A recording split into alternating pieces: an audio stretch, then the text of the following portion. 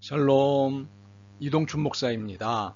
오늘도 여러분의 삶이 주님의 평안으로 가득하시길 기원하며 하나님의 말씀을 나누겠습니다. 오늘 주시는 말씀은 시편 119편 129절로부터 136절의 말씀입니다. 주의 증거들은 놀라움으로 내 영혼이 이를 지키나이다. 주의 말씀을 열면 빛이 비치어 우둔한 사람들을 깨닫게 하나이다. 내가 주의 계명들을 사모함으로 내가 입을 열고 헐떡였나이다.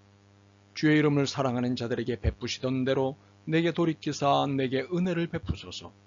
나의 발걸음을 주의 말씀에 굳게 세우시고 어떤 죄악도 나를 주관하지 못하게 하소서. 사람의 박해에서 나를 구원하소서. 그리하시면 내가 주의 법도들을 지키리이다. 주의 얼굴을 주의 종에게 비추시고 주의 율례로 나를 가르치소서. 그들이 주의 법을 지키지 아니하므로 내 눈이 시냇물같이 흐르나이다. 아멘. 시편 119편 129절에서부터 136절 말씀을 본문으로 우둔 탈출법이라는 제목으로 말씀을 나누도록 하겠습니다. 우리는 주님의 말씀을 추구하는 삶을 삽니다. 그래서 선과 악을 제법 구분합니다. 말씀이 충만할수록 선과 악을 구분할 수 있는 능력은 커집니다. 그렇다고 도처에 교묘하게 널린 선과 악을 다 구분할 수 있는 것은 아닙니다. 우리가 죄 가운데 있기 때문입니다. 죄 가운데 있는 이상 우리는 한계 안에 있습니다. 지혜와 지식, 성품과 기질, 재능과 재주, 도덕성과 선행 등 인간이 가진 모든 것은 한계 안에 있습니다. 결코 완전한 것은 없습니다. 그러므로 듣기 싫겠지만 우리 모두는 우둔합니다. 죄로 인해 부족한 지혜와 지식, 어리석은 성품과 기질, 어수룩한 재능과 재주, 정리 안 된 도덕성과 선행 등과 같은 것 가운데 살기 때문입니다. 이것을 알게 된 시편 기자는 133절을 기도하지 않을 수 없었습니다. 어떤 죄악도 나를 주관하지 못하게 하소서. 그런데 우리는 우리의 우둔함을 한 군데서도 발견할 수 있습니다. 매우 조심스러운 분석입니다만 134절입니다. 사람의 박해에서 나를 구원하소서. 그리하시면 내가 주의 법도들을 지키리이다. 우리는 시편 119편을 읽으면서 시편 기자의 형편을 알게 된 것이 있습니다. 그것은 박해에 처했다고 하는 것입니다. 말씀을 따라 살기에 필수적으로 따라오는 박해입니다.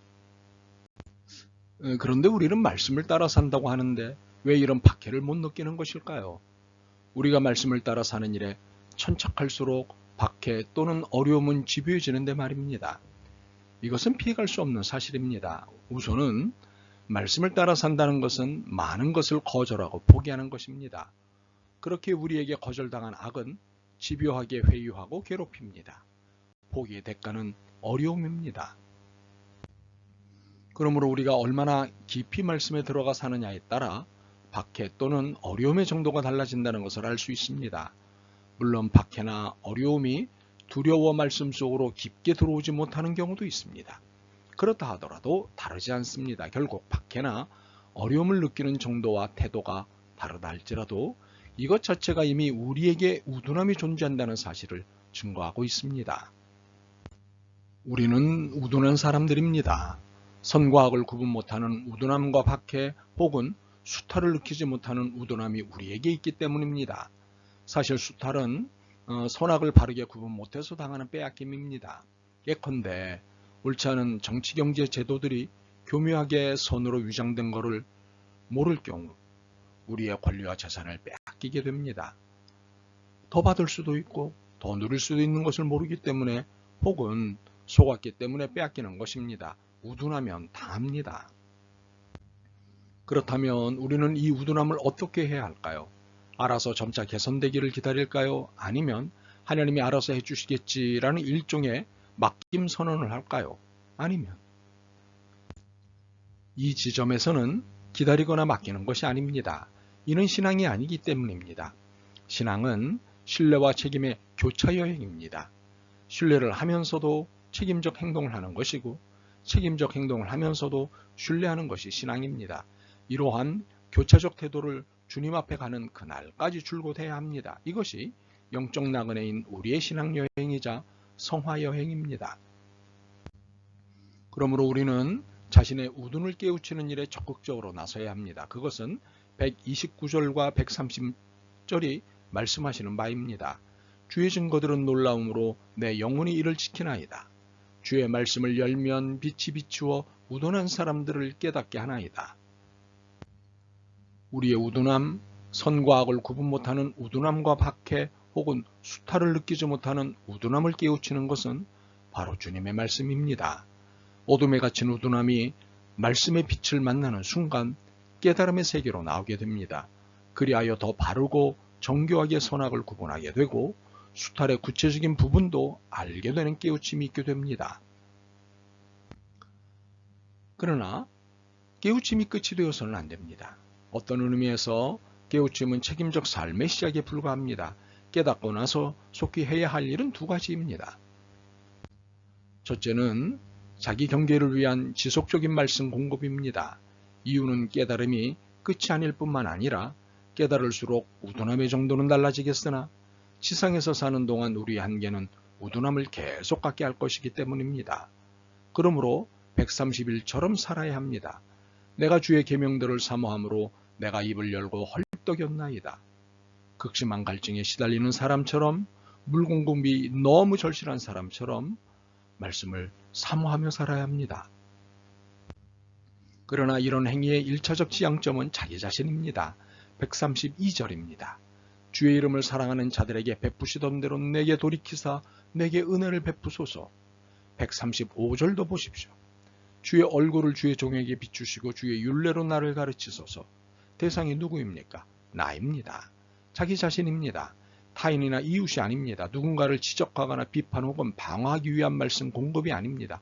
내가 하나님 앞에 바르게 살기 위해 점검하고 회개하고 깨닫는 자기 경계를 위한 말씀 공급입니다. 그렇다고 이것은 결코 이기적인 것이 아닙니다. 오히려 이타적 이기입니다. 일종의 내 탓이요 방향입니다. 둘째로 타자를 향한 긍휼의 행위를 살아내기입니다. 136절을 봅니다. 그들이 주의 법을 지키지 아니하므로 내 눈이 시냇물같이 흐르나이다. 우리는 이 본문을 시편 기자의 원통함과 분노로 읽을 수 있습니다. 그런데 안타까움과 사랑이 없다면 분노도 없습니다. 이것을 이해할 때 우리는 본문의 이면을 이해할 수 있습니다.